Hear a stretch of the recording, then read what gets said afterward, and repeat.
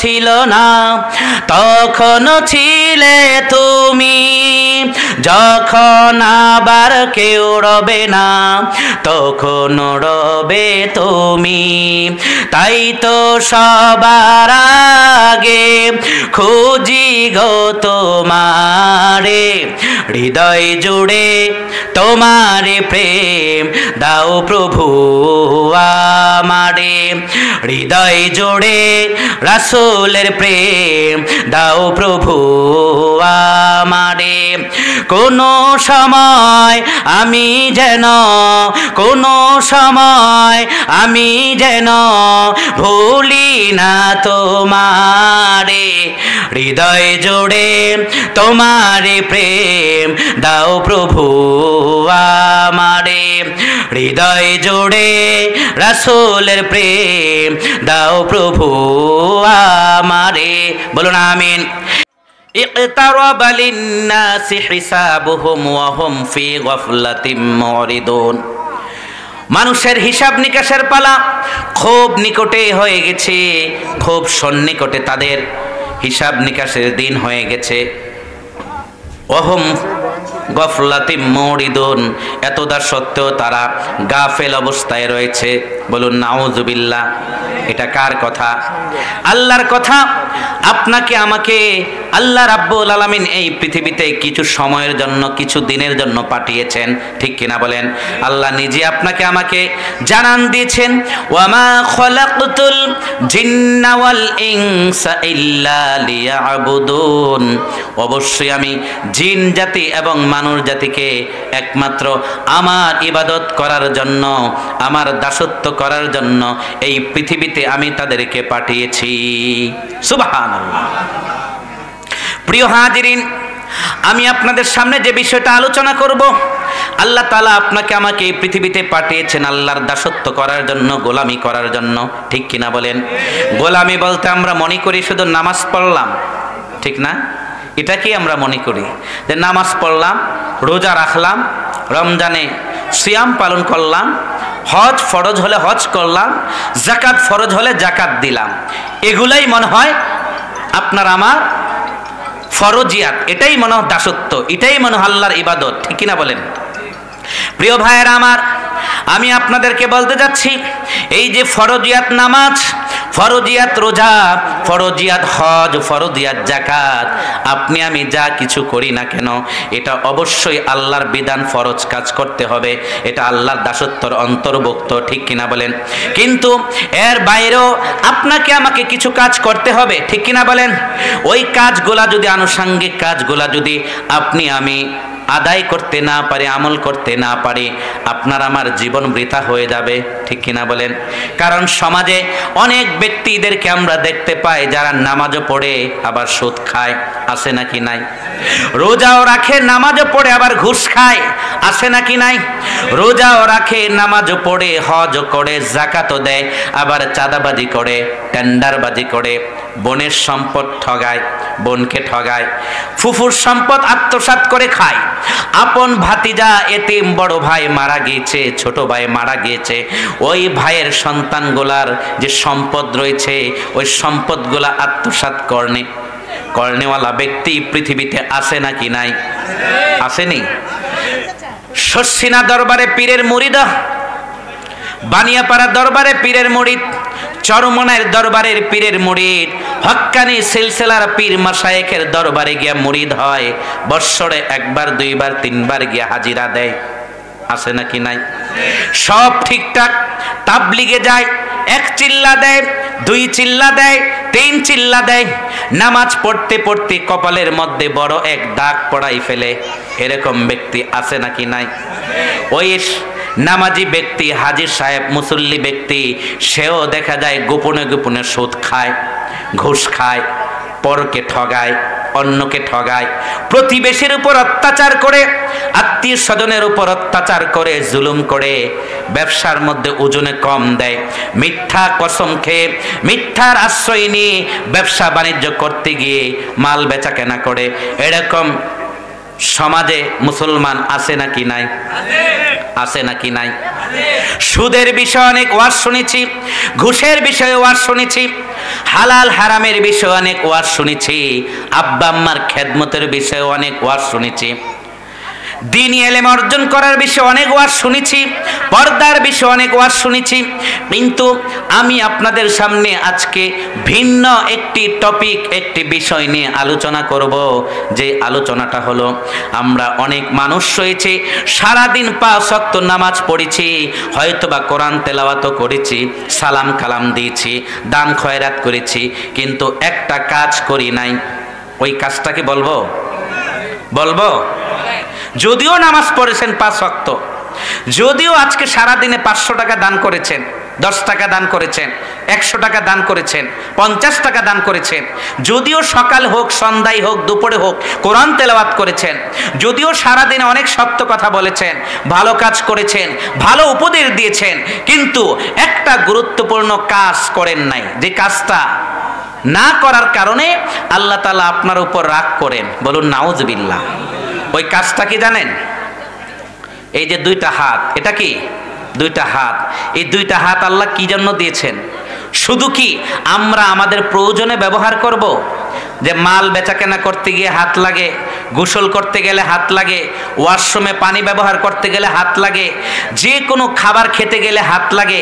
আল্লাহ তাআলা হাতটা কি শুধু এসব কাজের জন্যই দিয়েছে? না, আরো অন্য কাজও করতে হবে। নাকি হাত দ্বারা সুদের টাকা লেনদেন করব, নাকি হাত দ্বারা কাউকে গালি দিব, থাপ্পড় দিব, নাকি হাত দ্বারা হারামের টাকা লেনদেন করব, নাকি হাত দ্বারা অন্য মানুষের উপর আঘাত করব? এজন্য কি আল্লাহ হাত দিয়েছে? নো। আল্লাহ তাআলা আপনাকে হাত দিয়েছে ভালো কাজ করব, দান খয়রাত করব, খাবার দাবার খাবো। আপনি আমার পার্সোনাল যে কাজ রয়েছে, টয়লেট করতে গেলে হাতটা ব্যবহার করব। এই হাতটা দ্বারা আমরা কাজ কামাই করি, ঠিক কিনা বলেন? ব্যবসা করতে গেলে হাত লাগে, চাকরি করতে গেলে হাত লাগে, খেতে খামারে কাজ করতে গেলে হাত লাগে। কিন্তু সব কাজ আমরা প্রতিদিন করি, কিন্তু একটা কাজ করি না। ওই কাজটাই হলো আল্লাহর দরবারে কিছু সময়ের জন্য 2 হাত তুলে কিছু চাওয়া। সুবহানাল্লাহ। এই 2টা হাত আল্লাহ দিয়েছে কি জন্য? একটু আল্লাহর কাছে চাইবো। আমরা অনেকে মনে করি ইমাম সাহেব তো ফরজ নামাজের পর একটু দোয়া করে, এই দোয়াটাই তো চলবে, ঠিক কিনা বলেন? যদিও দোয়াটা নামাজের অংশ নয়। নামাজ যখন আপনি সালাম শেষ করে ফেললেন, 2 সালাম যদি ফিরিয়ে ফেলেন, আপনার নামাজ শেষ, ঠিক কিনা বলেন? তারপর আমরা কি বলি? আল্লাহু আকবার, আস্তাগফিরুল্লাহ, আস্তাগফিরুল্লাহ, আস্তাগফিরুল্লাহ। 3 বার আস্তাগফিরুল্লাহ বলার পর আমরা 2 হাত তুলে একটু সম্মিলিতভাবে মোনাজাত করি কি করি না? এটাকে বড় করে করি না ছোট করে? ছোট্ট করে করি। আল্লাহুম্মা আনতাস সালাম ওয়া মিনকাস সালাম তাবারাকতা ইয়া যাল জালালি ওয়াল ইকরাম। এই দোয়াটা পড়ি। কিংবা রব্বানা যালামনা আনফুসানা ওয়া ইল্লাম তাগফির লানা ওয়া তারহামনা লানাকুনান্না মিনাল খাসিরিন আমিন বিরহমাতিকা ইয়া আরহামার রাহিমিন। শেষ। ফরজ নামাজের পর কি এত বড় মোনাজাত করা যাবে? ছোট্ট আকারে একটু হয়তো বা বড় করি পবিত্র আসর নামাজের সময়, ঠিক না? আসর নামাজ পড়ে ইমাম সাহেব যখন কিবলা থেকে বিমুখ হয়ে বিপরীত পাশে মুসল্লির দিকে বসে তাসবিহ পড়ে সুবহানাল্লাহ 33 বার, আলহামদুলিল্লাহ 33 বার, আল্লাহু আকবার 33 বার, তারপর পড়ে লা ইলাহা ইল্লাল্লাহ ওয়াহদাহু লা শারীকা লাহ লাহুল মুলক ওয়া লাহুল হামদ ওয়া হুয়া আলা কুল্লি শাইইন কাদির। ঠিক কিনা বলেন? হাদিসে আসছে 33 বার সুবহানাল্লাহ, 33 বার আলহামদুলিল্লাহ, 33 বার আল্লাহু আকবার বলার পর এই দোয়াটা পড়ে 100 বার মিলাবে, ঠিক কিনা বলেন? আর যদি কেউ এই দোয়াটা না পড়ে তাহলে 33 বার সুবহানাল্লাহ, 33 বার আলহামদুলিল্লাহ আর 34 বার আল্লাহু আকবার বলে 100 মিলাবে, ঠিক কিনা বলেন? এটা আসর নামাজের পর আমরা আমলটা করি, ঠিক না? এই আমলটা করতে গিয়ে মারাত্মক আমরা কিছু ভাইয়েরা ভুল করি। সুবহানাল্লাহ সুবহানাল্লাহ সুবহানাল্লাহ সুবহানাল্লাহ, আলহামদুলিল্লাহ আলহামদুলিল্লাহ আলহামদুলিল্লাহ আলহামদুলিল্লাহ তাড়াহুড়া করে পড়ি। আল্লাহু আকবার আল্লাহু আকবার আল্লাহু আকবার আল্লাহু আকবার তাড়াহুড়া করে পড়ি কি পড়ি না? এই তাসবিহ পড়লে এটা কি আপনাকে জান্নাতের ঠিকানা দেখাবে না জাহান্নামের? এই তাসবিহটা কি আল্লাহর সাথে তামাশা করা হয় না? আপনি ধীরে স্থিরভাবে 33, 33, 34 বার পড়েন। আর যদি আপনার সময় কম থাকে, টাইম যদি শর্ট থাকে, সেই ক্ষেত্রে আপনি দ্রুত গতিতে 33 বার পড়ার দরকার নাই। মাত্র 11 বার আপনি সুবহানাল্লাহ পড়েন, 11 বার আলহামদুলিল্লাহ পড়েন, 11 বার আল্লাহু আকবার পড়েন। ওই 33 বার দ্রুত পড়ার চেয়ে ওই পড়াটা আপনার আমাকে ঠিকানা নিয়ে যাবে জাহান্নামে। আর ধীরে স্থিরভাবে সুবহানাল্লাহ, আলহামদুলিল্লাহ, আল্লাহু আকবার ধীরে স্থিরভাবে 3টা তাসবিহ যখন 11, 11, 11, 3, 11, 33 পড়বেন, এই তাসবিহগুলা আপনাকে আমাকে জান্নাতের ঠিকানা পৌঁছায়া দিবে। সুবহানাল্লাহ, ঠিক কিনা বলেন? আল্লাহর নবী প্যারা রাসূল পাক সাল্লাল্লাহু আলাইহি সাল্লাম ইরশাদ করেছেন, আখলিস দীনাকা ইয়াকফিকাল আমালুল কলিল। অবশ্যই তোমার ঈমানকে পরিশুদ্ধ করো, তোমার আমলটা নিট এন্ড ক্লিন ফ্রেশ করো, আমলটা ধীরস্থিরভাবে আদায় করো। ওই ছোট্ট ধীরস্থিরভাবে ওই আমলটা তোমাকে জান্নাতের ঠিকানা দেখিয়ে দিবেন। সুবহানাল্লাহ, এটাই আপনাকে আমাকে জান্নাত পর্যন্ত পৌঁছে দিবে। এই অল্প, যদিও আমলটা অল্প হয়, ওই অল্প আমলটাই আপনাকে আমাকে কোথায় নিয়ে যাবে? জান্নাতে। এজন্য আমল বেশি করতে হবে এরকম নয়। আল্লাহ কিন্তু বেশির কথা বলেন নাই। আল্লাহ কি বেশির কথা বলছেন? আল্লাহ কি বেশির কথা বলছেন? আল্লাহ কিন্তু আকসার বলে নাই। সূরাতুল মুলুকের মধ্যে আল্লাহ তাআলা 2 নম্বর আয়াতে বলেছেন, আল্লাযী খালাকাল মাউতা ওয়াল হায়াতা লিয়াবলুয়াকুম আইয়ুকুম আহসানু আমালা। বলুন সুবহানাল্লাহ। আল্লাহ তাআলা এখানে আকসার শব্দটা বলতে পারতেন। আল্লাহ বলছেন, তিনি তো সেই রব, তিনি তো সেই মালিক, যিনি তোমাদের মরণ এবং জীবনকে সৃষ্টি করেছেন মাত্র একটা জিনিস পরীক্ষা করার জন্য। কয়টা? লিয়াবলুয়াকুম আইয়ুকুম আহসানু আমালা। একমাত্র নিট এন্ড ক্লিন ফ্রেশ ধীরে স্থিরভাবে সুন্দর কে কতটুকু আমল করে আমার দরবারে আসতে পারে, এজন্য আমি তাদেরকে দুনিয়াতে জীবন এবং মরণ দিয়ে পাঠিয়েছি। সুবহানাল্লাহ। আল্লাহর কাছে যদি বেশি আমলের দরকার হইতো, আল্লাহ কিন্তু কোরআনের মধ্যে আহসান না বলে আকসার বলতেন। আকসার মানে কি? অধিক, অনেক বেশি। আল্লাহ বলতে পারতেন কে কতটুকু বেশি বেশি আমল নিয়ে আমার কাছে আসতে পারে, আমি এটা পরীক্ষা করার জন্য আমি তাদেরকে দুনিয়াতে পাঠিয়েছি। এটা আল্লাহ বলতে পারতেন, ঠিক কিনা বলেন? কিন্তু আল্লাহ কি এটা বলেছেন? আল্লাহ বলেছেন আহসান। হাসনুন মানে হুসনুন মানে সুন্দর। কে কতটুকু নিট এন্ড ক্লিন ফ্রেশ আমল নিয়ে আসতে পারে, ওই জিনিসটাই আমি তাদেরকে টেস্ট করব। একটা লোক সারা জীবনে 50 লক্ষ টাকা দান করেছে। ওই লোকের টাকাটা হলো হারাম, সুদের টাকা, ঘুষের টাকা। আর একটা ব্যক্তি গরিব মানুষ, রিক্সা চালায়, ভ্যান চালায়, খেতে খামারে কাজ করে, সুইপারগিরি করে, লেবারগিরি করে, ওই ব্যক্তিটা তার জিন্দিগিতে, টোটাল জিন্দিগিতে মাত্র 50 টাকা দান করেছে। সুবহানাল্লাহ। হাসরের ময়দানে আমরা দেখতে পাবো ওই 50 টাকাটা এতটাই ওজন হবে, ওজনের ঠেলায় এটা জমিনে লেগে যাবে। সুবহানাল্লাহ।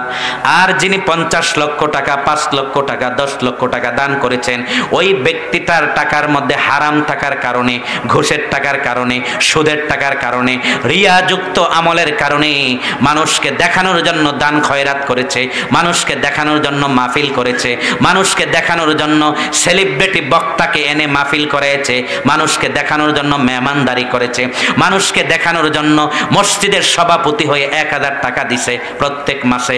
কিন্তু যখন সভাপতির পদ নাই, 1 টাকাও দেয় না। এমন সভাপতি আছে নাকি নাই? মসজিদের সভাপতি যদি পোস্টটা দেওয়া হয় 1000 টাকা দিবে।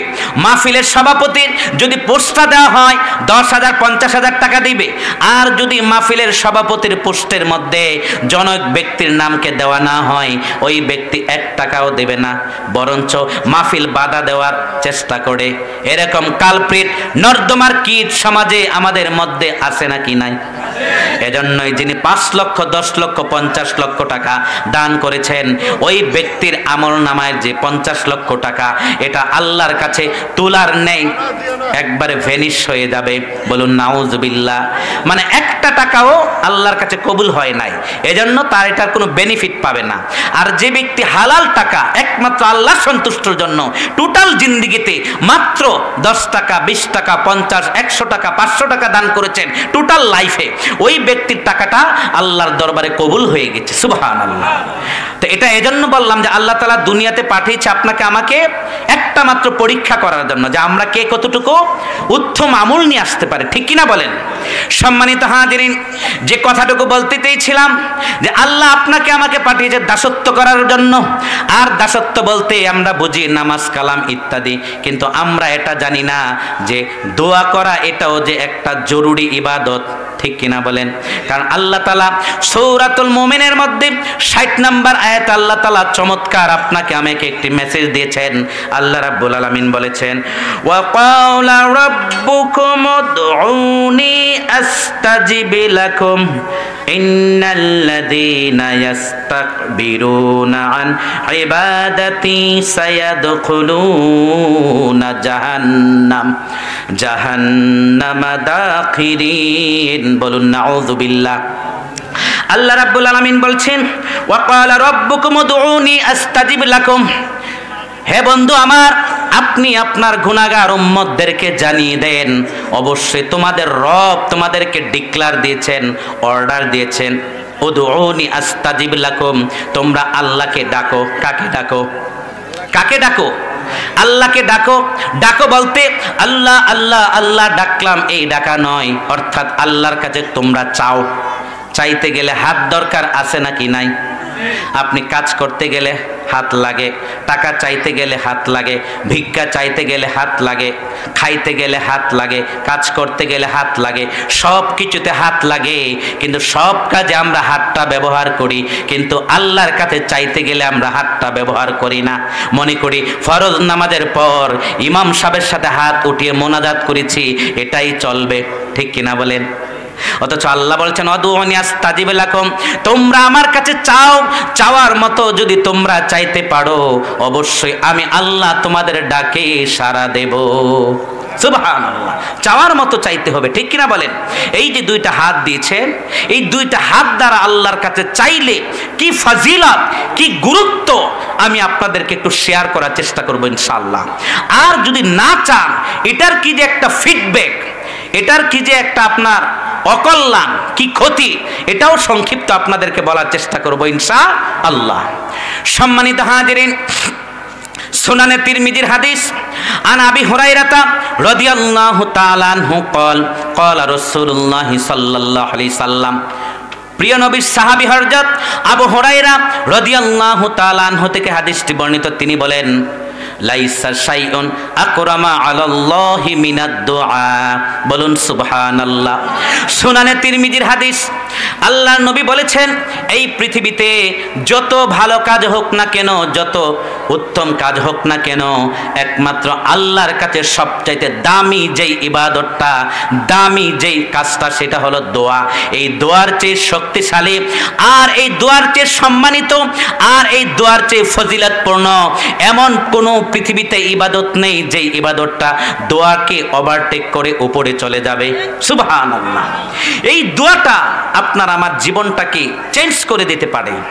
কয়টা ব্যক্তি আছেন, বাবারা আছেন, ভাইয়েরা আছেন, যে আজকে সারাদিন ফজর নামাজের পর থেকে অলরেডি প্রায় 8:30 বেজে গেছে রাত, বা এশার নামাজ পড়েছে যারা আলহামদুলিল্লাহ, 5 ওয়াক্ত নামাজের আগে পড়ে কিংবা যে কোনো সময় 2 হাত তুলে রবের কাছে একটু দোয়া করেছি। কয়টা ব্যক্তি আছেন হাত তুলে বলতে পারবেন? খুব কম, 2-1 দেখা যাচ্ছে। ইমাম সাহেবের সাথে দোয়া ছাড়া এর বাইরে আল্লাহর কাছে ইখলাসের সাথে 2 হাত তুলে একটু দোয়া করতে পারছেন এমন খুব কম সংখ্যক, ঠিক কিনা বলেন? আমি কি কথা ভুল বলছি? সত্য কিনা বলেন? কারণ আপনার এই দোয়ায় আপনার জীবন পরিবর্তন করে দিতে পারে। আল্লাহ কি ভয়ঙ্কর মেসেজ দিলেন, ইন্নাল্লাযীনা ইস্তাকবিরুনা আন ইবাদাতি সায়াদখুলুনা জাহান্নামা দাখিরিন। বলুন নাউযুবিল্লাহ।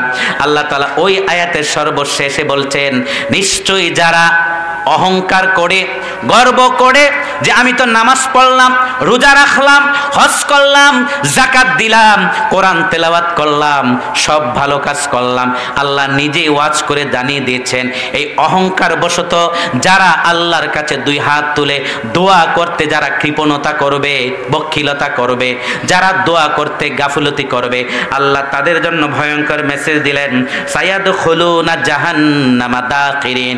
তাদের ঠিকানা হবে জাহান্নাম। বলুন নাউযুবিল্লাহ। তাদেরকে প্রবেশ করানো হবে জাহান্নামের মধ্যে। নাউযুবিল্লাহ। তো অহংকার বশত, অজ্ঞতা বশত, অবহেলা করে, তুচ্ছ তাচ্ছিল্য করে, যেভাবেই হোক কেউ যখন আল্লাহর কাছে দোয়া করতে কৃপণতা করবে, বখিলতা করবে, আল্লাহ নিজেই ভয়ঙ্কর মেসেজটা দিলেন, অবশ্যই তাদেরকে আমি জাহান্নামের মধ্যে নিক্ষিপ্ত করব। বলুন নাউযুবিল্লাহ। তো দোয়া করার দরকার আছে নাকি নাই? প্রতিদিন আপনাকে আমাকে সারাদিন দোয়া করতে হবে এটা আল্লাহ বলেন নাই। আল্লাহ বলেন নাই 5 ওয়াক্ত নামাজের আগে পরে সব সময় শুধু দোয়া করো, এটা কিন্তু আল্লাহ বলেন নাই। আল্লাহ বলছেন অবশ্যই 5 ওয়াক্ত নামাজ পড়ো, নামাজের আগে পরে যেই সময়টা পাও ওই সময়টা তোমরা তোমাদের রিজিকের জন্য বের হয়ে যাও, জমিনে ছিটিয়ে ছিটিয়ে পড়ো। ঠিক কিনা বলেন?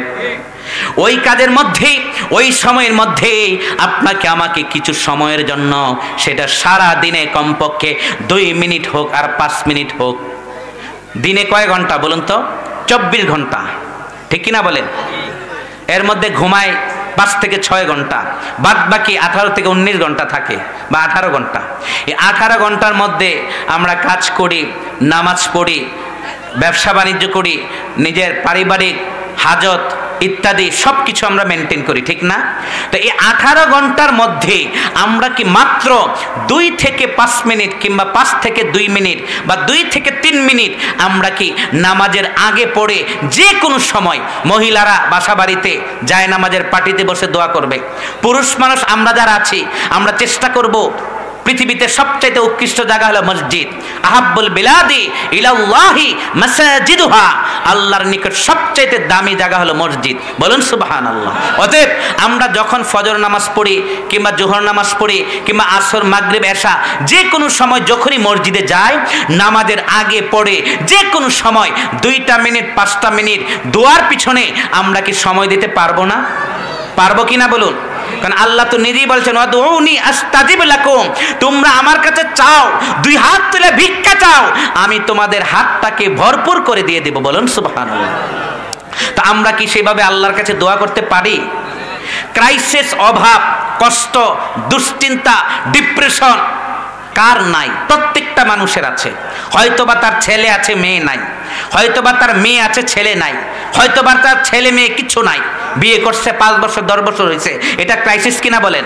কিংবা ছেলে মেয়ে সব আছে, টাকা পয়সা নাই, এটা ক্রাইসিস কিনা বলেন? কিংবা ছেলে মেয়ে আছে, টাকাও আছে, ছেলে মেয়ে নামাজ পড়ে না, ড্রাগে আসক্ত, free fire, PUBG, Likee, TikTok গেমসের মধ্যে আসক্ত, বিভিন্ন নেশা জাতীয় জিনিসের মধ্যে আসক্ত, এটা কি ক্রাইসিসের মধ্যে পড়ে কি পড়ে না? দুশ্চিন্তার মধ্যে পড়ে কি পড়ে না? অশান্তির মধ্যে পড়ে কি পড়ে না? আপনার মেয়েটা পর্দা করে না, আপনি নিজে নামাজ পড়েন, আপনার ছেলে মেয়ে নামাজ পড়ে না, কিংবা আপনি নিজেও নামাজ পড়েন না, আপনার ছেলে মেয়ে নামাজ পড়ে না, কিংবা আপনি নিজেও পর্দা করেন না, আপনার ছেলে মেয়ে পর্দা করে না, কিংবা আপনি ঋণের মধ্যে আছেন, কিংবা ব্যবসা বাণিজ্য ভালো না, কিংবা অসুস্থতার মধ্যে ফ্যামিলির সদস্যরা আছে, বিভিন্ন ক্রাইসিস, ডিপ্রেশনের মধ্যে আমরা মাঝে মধ্যে প্রায় আছি নাকি নাই? মাঝে মধ্যে বিভিন্ন সমস্যায় আছি না? প্রত্যেকটা মানুষে কোনো না কোনো সাইড দিয়ে অভাবে আছে, প্রত্যেকটা মানুষ। ঠিক কিনা বলেন?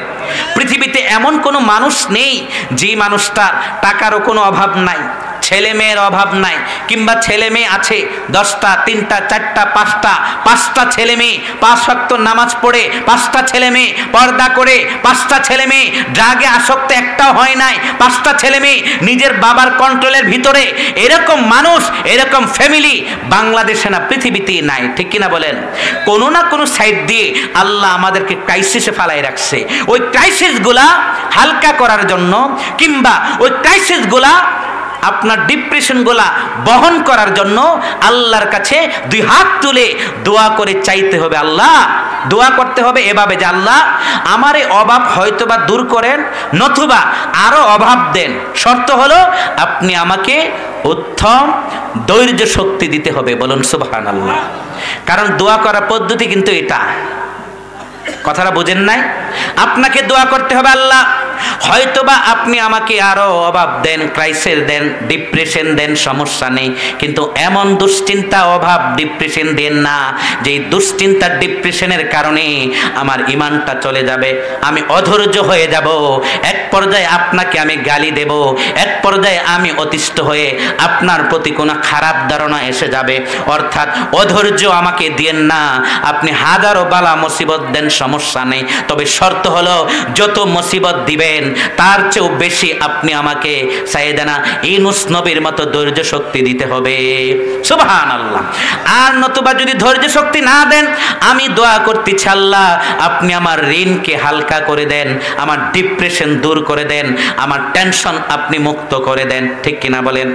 এই 2টা জিনিসের যে কোনো একটা থাকলেই তো চলে নাকি?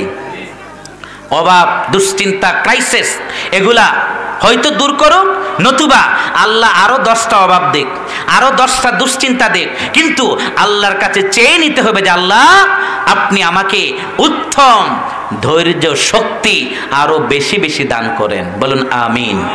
তো এইভাবে আল্লাহর কাছে চাইলেন আল্লাহ দিত নাকি? সম্মানিত হাজিরিন, এই যে দোয়া, এই যে একটি ইবাদত, এই ইবাদতটা আমরা অনেকেই জানি না। নামাজ পড়তে জানি, হজ করতে জানি, দান খয়রাত করতে জানি, আমরা রজব মাসে অনেকে রোজা রাখতে জানি, কোরআন তেলাওয়াত করতে জানি, কিন্তু আল্লাহর কাছে নিরিবিলি একা একা একটা সময় আল্লাহর কাছে দোয়া করব, এই দোয়াটা আমরা অনেকেই করতে জানি না, ঠিক কিনা বলেন? এই দোয়া এমন একটা ইবাদত, দোয়া এমন একটা দামি আমল। সম্মানিত হাজিরিন, সুনানে তিরমিজির একটি হাদিস আমি আপনাদেরকে একটু জানিয়ে দিতে চাই। আন আব্দুল্লাহ ইবনে ওমর রাদিয়াল্লাহু তাআলা আনহু قال قال رسول الله صلى الله عليه وسلم ان الدعاء ينفع مما نزل ومما لم ينزل فعليكم عباد الله بالدعاء। বলুন সুবহানাল্লাহ। আল্লাহর নবী সাহাবী হযরত আব্দুল্লাহ ইবনে ওমর রাদিয়াল্লাহু তাআলা আনহু থেকে একটি চমৎকার হাদিস শোনা, তিরমিজির হাদিস। আল্লাহর রাসূল বলছেন ইন্নাদ দুআ ইয়ানফাউ মিম্মা নাযালা, অবশ্যই দোয়া এমন একটা সম্মানিত দামি ইবাদত, এটা এমন একটা কাজ, এমন একটা আমল, এই দোয়াটা আপনার উপকারে আসবে যখন আপনার উপর মুসিবত হয় তখনও। আবার তিনি বলছেন আপনার উপর যখন মুসিবত হয় না তখনও যদি আপনি আল্লাহর কাছে বেশি বেশি দোয়া করতে পারেন, এই দোয়া করার কারণে আপনার উপর সামনে যত মুসিবত আছে ওই মুসিবতগুলা দোয়ার কারণে আল্লাহ চিরতরে ডিলিট করে দিবেন। সুবহানাল্লাহ। এজন্য আল্লাহ রাসূল বলছেন ফাআলাইকুম ইবাদাল্লাহি বিদ-দুআ, এজন্যই আমি তোমাদেরকে নির্দেশ দিচ্ছি তোমাদের উচিত আল্লাহর কাছে বেশি বেশি দোয়া করা। সুবহানাল্লাহ। এই হাদিস থেকে কি বুঝতে পারলাম? আল্লাহ রাসূল বলছেন এই দোয়াটা এমন একটা ইবাদত, এটা তোমাদের উপকারে তখনও আসবে যখন তোমাদের উপর কোনো মুসিবত আসে। মনে করেন আমাদের একটা অলরেডি নতুন একটা মুসিবত আসছে, নতুন আমি রোগে আক্রান্ত হয়েছি, ঋণের মধ্যে আমি পড়ে গেছি, এটা কি নতুন আমার একটা মুসিবত মনে করেন। আল্লাহ রাসূল বলছেন তুমি মুসিবতের সময় যখন দোয়া করবা, আল্লাহর কাছে চাওয়ার মতো চাইতে পারবা, এই দোয়ার কারণে তোমার মুসিবতটা আল্লাহ হালকা করে দিবেন, অর্থাৎ এই দোয়াটা তোমার তখনও কাজে আসবে। সুবহানাল্লাহ। আবার তিনি বলেছেন দ্বিতীয় অপশন, এটা কিন্তু আরেকটা দামি গুরুত্বপূর্ণ কথা। তিনি বলেছেন তোমার একটা মুসিবত আগামী 2 দিন পর হওয়ার কথা। কয়দিন পর? 1 মাস পর হওয়ার কথা। একটু পরে আমার কি হবে না হবে এটাকে আমি বলতে পারবো? আমি আগামীকাল ইলিয়াসগঞ্জ বাজারে যাব, সাপোজ যাওয়ার পর আপনি বাজারে যাবেন, বাজার করবেন, ব্যবসা করবেন, দোকানে গিয়ে দোকানদারি করতে পারবেন, এটা কি কোনো নিশ্চয়তা আছে? রাস্তাঘাটে অ্যাক্সিডেন্টে মারা যেতে পারেন না? আজকে রাতে ঘুমাইতে গিয়ে আপনার যে কোনো অ্যাক্সিডেন্ট হতে পারে কিনা? হঠাৎ করে আপনি স্ট্রোক করে মারা যেতে পারেন কিনা? এতে কোনো সন্দেহ আছে? এতে কোনো কারো দ্বিমত আছে? না। আল্লাহ রাসূল বলতে চাইছেন, বুঝাইতে চাইছেন, অর্থাৎ আগত ফিউচারে তোমার যে মুসিবতটা আছে, ওই মুসিবতটা একটু পরে হোক, 1 ঘন্টা পরে হোক, 1 দিন পরে হোক, 1 সপ্তাহ পরে হোক, 1 মাস পরে হোক, তুমি যখন দোয়া করবা যে তোমার এখন কোনো মুসিবত নাই, কিন্তু তুমি দোয়া করতেছ, আল্লাহ আপনি আমার মুসিবত দূর করেন, আল্লাহ সামনে যতদিন বাঁচবো আল্লাহ ইমানের হালতে রাখিয়েন, আল্লাহ রাস্তাঘাটে অ্যাক্সিডেন্ট থেকে আপনি আমাকে বাঁচাই রাখেন, আল্লাহ যখন মরণ দিন সবার কাছ থেকে মাপ চেয়ে, ঋণ মুক্ত করে, আল্লাহ সবার কাছ থেকে ক্ষমা চেয়ে আমি যেন ইমানের সাথে মরতে পারি, আল্লাহ তৌফিক দেন। এভাবে আমি যখন দোয়া করব, ওই সামনের যে মুসিবতটা ছিল, অ্যাক্সিডেন্ট ছিল, দুর্ভিক্ষ ছিল, অভাব ছিল, ডিপ্রেশন ছিল, দুশ্চিন্তা ছিল, রাস্তাঘাটে অ্যাক্সিডেন্ট ছিল, ওই অ্যাক্সিডেন্টটা পর্যন্ত আপনার আমার আজকের এই রাতের দোয়ার কারণে আল্লাহ ওই অ্যাক্সিডেন্টটা চিরতরে দূর করে দিতে পারে। বলুন সুবহানাল্লাহ। তো দোয়া করার দরকার আছে নাকি নাই?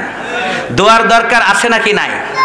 সম্মানিত হাজিরিন, দোয়া এমন এক দামি ইবাদত, দোয়ার ফজিলত এবং গুরুত্ব সম্পর্কে আমি আপনাদেরকে প্রথমত আগে যে জিনিসটা জানিয়ে দেব সেটা হলো এই যে দোয়া, কেন আমরা দোয়া করব, দোয়ার ফজিলত কেন?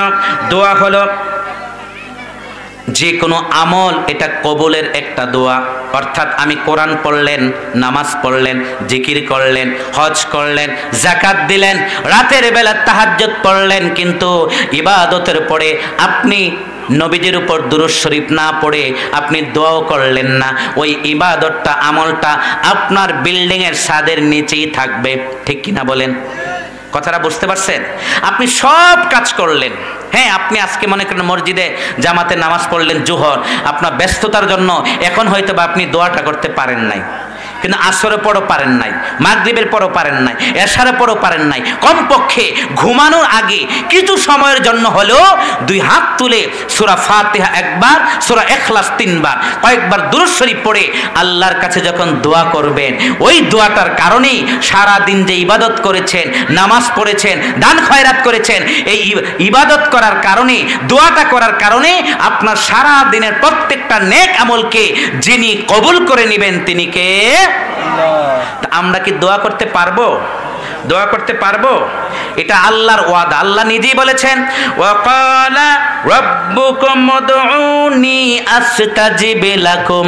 আল্লাহ তাআলা নিজেই বলেছেন, এটা আল্লাহর ওয়াদা, তোমরা যদি আমার কাছে 2 হাত তুলে চাওয়ার মতো চাইতে পারো, অবশ্যই আমি আল্লাহ রাব্বুল আলামিন তোমাদের দোয়াগুলাকে পুঙ্খানুপুঙ্খানু হিসাব করে কবুল করে নিব। সুবহানাল্লাহ। তো দোয়া করলে বেনিফিট হলো দোয়াটা কবুল করবেন, এটা ওয়াদাটা কার? আল্লাহর ওয়াদা। আল্লাহ ওয়াদা করেছেন, আর আল্লাহর ওয়াদা কি মিথ্যা হতে পারে? আল্লাহর ওয়াদাকে আল্লাহ বরখেলাপ করতে পারে? নো। আল্লাহর ওয়াদা আল্লাহ অবশ্যই পূরণ করবেন। 2 নম্বরে কেন আমরা দোয়া করব, দোয়ার ফজিলত এবং গুরুত্ব। 2 নম্বর হলো দোয়া এই পৃথিবীর সবচাইতে সম্মানিত একটা ইবাদত। ঠিক কিনা বলেন? সুনানে তিরমিজির হাদিস, আন আবি হুরায়রা রাদিয়াল্লাহু তাআলা আনহু قال قال رسول الله صلى الله عليه وسلم ليس شيء اكرم على الله من الدعاء রাওয়াহু তিরমিজি। বলুন সুবহানাল্লাহ। কেন আমরা দোয়া করব, দোয়ার গুরুত্ব এবং ফজিলত সম্পর্কে আল্লাহর রাসূল সুনানে তিরমিজির হাদিসে তিনি উল্লেখ করেছেন, তিনি বললেন, লাইসা শাইউন আকরামা আলাল্লাহি মিনাদ দোয়া। অবশ্যই দোয়াটাই হলো একমাত্র আল্লাহর কাছে সর্বোত্তম একটা ইবাদত। আপনি যত ভালো কাজ করলেন, কিন্তু আল্লাহর কাছে আপনি 2 হাত তুলে চাওয়ার মতো চাইতে পারলেন না, এই ইবাদতটা আল্লাহর কাছে গ্রহণযোগ্য হবে না। ঠিক কিনা বলেন? যখন আপনি ইবাদত করার পর আল্লাহর কাছে কাকুতি মিনতি করে, কান্না করে, কিংবা কান্না করতে গিয়ে চোখের পানি আসে না, কান্নার মতো একটা অভিনয় করবেন, কথাটা বুঝেন নাই? আপনি চেষ্টা করতেছেন কান্নার, চোখের পানি আসে না, এটা কি আপনার ব্যাপার? এটা কি আপনার ইচ্ছে হচ্ছে? আপনি তো চেষ্টা করতেছেন কান্না করার, কিন্তু আপনার চোখে পানি আসে না, তারপরও একটা কাকুতি মিনতি করে অভিনয় করে হলো আল্লাহর কাছে যখন চাইবেন তখন আল্লাহ তাআলা এই চাওয়াটাকে কবুল করে নেবেন। বলুন সুবহানাল্লাহ। তো 2 নম্বরে গুরুত্ব কি? দোয়াটা হলো আল্লাহর কাছে সবচেয়ে দামি এবং সম্মানিত একটা ইবাদত। বলুন সুবহানাল্লাহ। তো দোয়া করতে পারবো তো ইনশাআল্লাহ? একেবারে ঘুম থেকে ওঠার পর থেকে ঘুমাইতে আবার যখন যাব, এই যে 18 ঘন্টা আমরা সারাদিন সজাগ থাকি, ঘুম থেকে ওঠার পর থেকে ঘুমাইতে যাওয়ার আগ পর্যন্ত যে কোনো সময় নারী পুরুষ যুবক যুবতী বৃদ্ধ বৃদ্ধা আমরা যারা অ্যাটলিস্ট মুসলিম আছি প্রত্যেকেই নির্দিষ্ট একটা সময় বের করে নিব যে এই সময়ে আমি আল্লাহর কাছে একটু আমার নিজের জন্য, ছেলে মেয়ের জন্য, দশের জন্য, গোটা মুসলিম উম্মার জন্য, গোটা বিশ্ববাসীর জন্য আমি একটু আল্লাহর কাছে দোয়া করে আল্লাহর কাছে একটু ভিক্ষা চাইব। বলুন সুবহানাল্লাহ। ওই সময়টা বের করতে পারবেন তো ইনশাআল্লাহ? সম্মানিত হাজিরিন, 3 নাম্বার হলো এই দোয়া হলো সকল ইবাদতের মগজ। বলুন সুবহানাল্লাহ। মিশকাত শরীফের হাদিস, আল্লাহ রাসূল সুনানে তিরমিজির মধ্যে একটি হাদিস নোট করেছেন। তিনি বলেন, আনাস রাদিয়াল্লাহু তাআলা আনহু قال قال রাসূলুল্লাহ সাল্লাল্লাহু আলাইহি সাল্লাম আদ-দুআ মুখুল ইবাদা, অবশ্যই দোয়া হলো সকল ইবাদতের মগজ। সুবহানাল্লাহ। দোয়া হলো সকল ইবাদতের সার নির্যাস। আপনি যত ভালো কাজ করলেন, আপনি যত ইবাদত করলেন, আপনি যত তাহাজ্জুদের নামাজ আদায় করলেন, আপনি যতই নফল ইবাদত করলেন, কোরআন তেলাওয়াত করলেন, প্রত্যেকটা ইবাদত আসমানের নিচে ঝুলন্ত থাকবে, ঝুলন্ত থাকবে, ঝুলন্ত থাকবে যতক্ষণ না পর্যন্ত 2 হাত তুলে আপনি আল্লাহর কাছে দোয়া না করবেন। সুবহানাল্লাহ। কারণ আমরা 5 ওয়াক্ত নামাজ পড়ি, 5 ওয়াক্ত নামাজের পরপরই বেশি বেশি দোয়া করতে হবে, এটাও কিন্তু আমি আপনাদেরকে বলতেছি না, কারণ ব্যস্ততা থাকতে পারে। নামাজটা পড়ছেন অনেক কষ্ট করে, টাইমটা বের করে নামাজটা আদায় করছেন, কিন্তু নামাজের পর 5 মিনিট 10 মিনিট বৈশা দোয়া করবেন, এই সময়টা সব সময় আমাদের নাও থাকতে পারে, ঠিক কিনা বলেন? এটা স্বাভাবিক, কিন্তু নির্দিষ্ট একটা সময় বের করে নিতে হবে। সেটা সকালে হোক।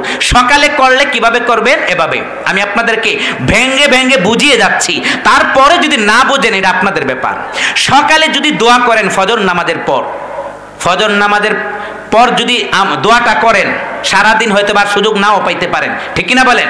তখন এভাবে দোয়া করবেন যে আল্লাহ এখন তো ফজর নামাজ পড়লাম, আল্লাহ এই দোয়ার উসিলায় আপনি আমার নামাজটা কবুল করেন। বলুন আমিন। তারপর বলবেন আল্লাহ আবার এই বিছানায় যখন ঘুমাইতে আসবো, রাত 10টা 9টা 7টা 8টা 11টা ঘুমানোর আগ পর্যন্ত যতটা ভালো কাজ করব, যতটা ইবাদত করব, যতটা আপনার জন্য নামাজ পড়ব, কোরআন তেলাওয়াত করব, দান খয়রাত করব, সালাম দেব, কোরআন তেলাওয়াত করব, যতটা সারা দিনে ভালো কাজ করব আমার এই দোয়ার বরকতে। কারণ ফজরের পর দোয়ার এই দোয়া করতে পারতেন না যে আল্লাহ সারা দিনে যত ভালো কাজ করছি আপনি আমল করেন, এটা কি বলতে পারবেন? কারণ ফজরের পর কি সারাদিন বলা যাবে? কারণ ফজরটা তো নামাজটা পড়ছিনি রাতের শেষ অংশে, দিনটা মাত্র শুরু হলো, এখন কি আপনি সারাদিনের দোয়া করতে পারবেন? এখন সারাদিনের দোয়াটা এভাবে করতে পারবেন যে আল্লাহ সারাদিনে যতটা ভালো কাজ করব প্রত্যেকটা কাজ যেন একমাত্র আপনার জন্য করতে পারি, প্রত্যেকটা কাজ আপনি আপনার জন্য যেন করতে পারি, আর আপনি কবুল করে নিয়েন এই কাজের উসিলায় আল্লাহ আপনি আমাকে মাফ করে দিন। বলুন সুবহানাল্লাহ। এটা হলো সকালে করলে। এখন আনফরচুনেটলি আপনি সকালে সুযোগ পান নাই, শুধু ফজর নামাজ পড়া রাস্তায় বের হয়ে গেছেন, গরুর দুধ দোহন করছেন, বাজারে ব্যাগ নিয়ে বাজারে চলে গেছেন, জমিনে চলে গেছেন, গরুর ঘাস তুলতে গেছেন, হতে পারে কি পারে না? ফজর নামাজটা পড়ে সাথে সাথে কাজের ধান্দায় গেছেন, এমন হতে পারে কি পারে না? দোয়া করার সময় পান নাই, হতে পারে।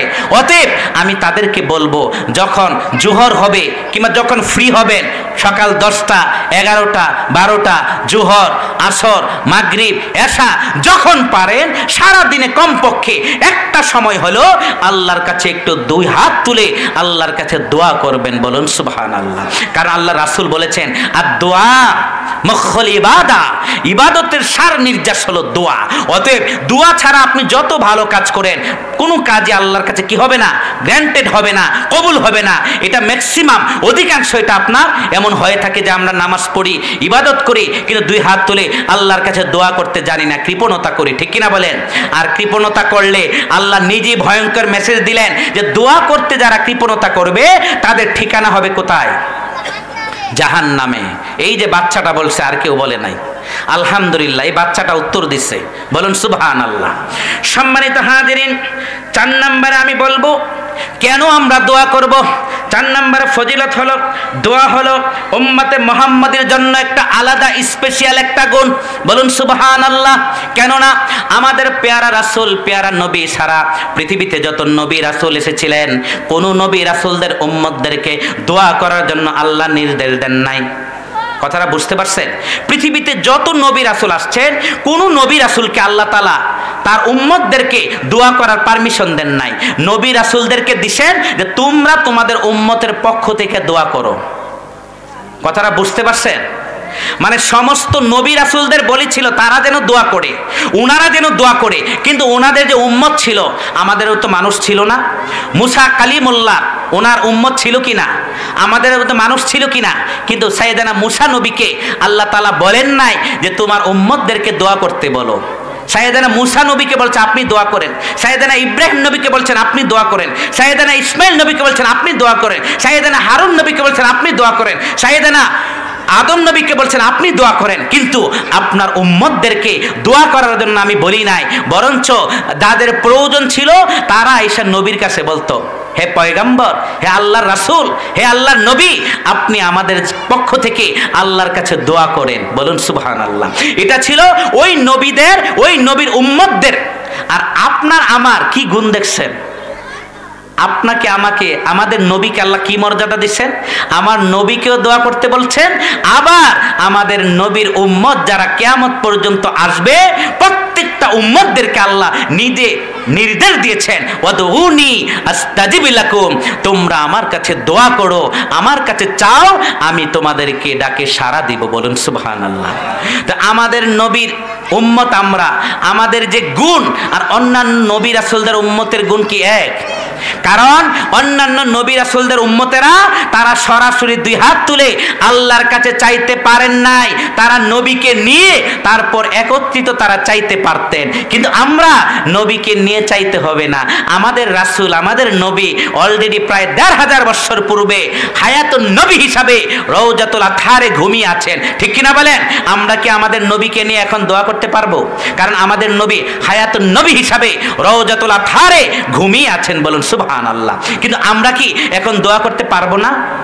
অন্যান্য নবী রাসূলগণের উম্মতেরা পারে নাই, তাদের নবী যতদিন জীবিত ছিলেন তারা দোয়া করতে পারছে নবীকে নিয়ে। কিন্তু নবী যখন চলে গেছে, সাইয়েদানা পয়গম্বর যখন চলে গেছে, উম্মতেরা দোয়া করতে পারে নাই। কিন্তু আমাদের জন্য স্পেশাল আল্লাহ তাআলা সুযোগ দিয়েছেন, আমরা নবীর উম্মত, আমাদেরকে কিয়ামত পর্যন্ত আল্লাহকে ডাকার জন্য, 2 হাত তুলে আল্লাহর কাছে চাওয়ার জন্য আল্লাহ আমাদেরকে বিশাল একটা সুযোগ করে দিয়েছেন, বলুন সুবহানাল্লাহ।